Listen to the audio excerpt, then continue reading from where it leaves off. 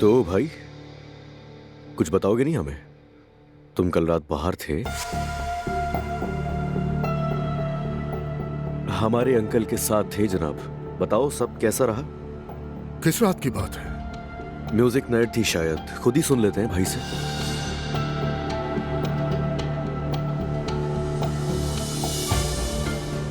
मुस्तफा, अम्मी आपने कहा था घर में काम की कोई बात नहीं होगी। काम के सिलसिले में एक डिनर था। डिनर किस बात का? हमसे तो झूठ मत बोलो, मुझे मैते ने बताया है। वो अपनी किसी दोस्त की तस्वीर दिखा रहा था मुझे।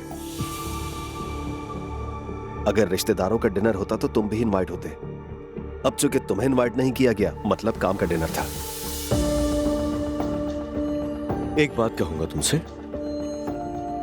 तुम क्यों अपनी गद्दारी को इस तरह छुपाने की कोशिश कर रहे हो? हाँ, तुम काम की जगह पर गए और हमें बेच दिया। कम से कम वो सब तो बाहर छोड़कर आ जाओ भाई।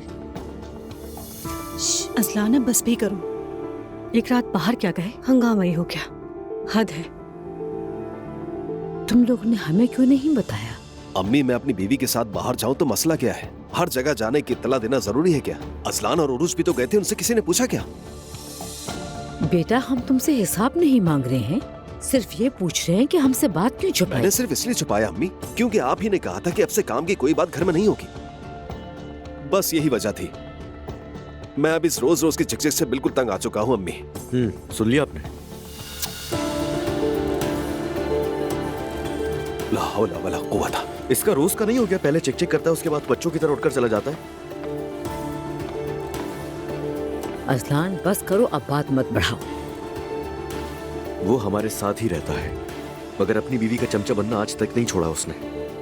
बस बहुत हुआ, तुम्हारा भाई है वो, उसकी गलतियों को सामने लाने की जरूरत नहीं तुम्हें। तो क्या करूं, चुपचाप बैठा रहूं क्या मैं? तुमने मुझसे वादा नहीं किया था क्या? भूल गए अपना वादा? क्या करूं बता देना, बर्दाश्त नहीं हो रहा मुझसे। अपनी माँ से किए हुए वादों का ख्याल रखा करो तुम।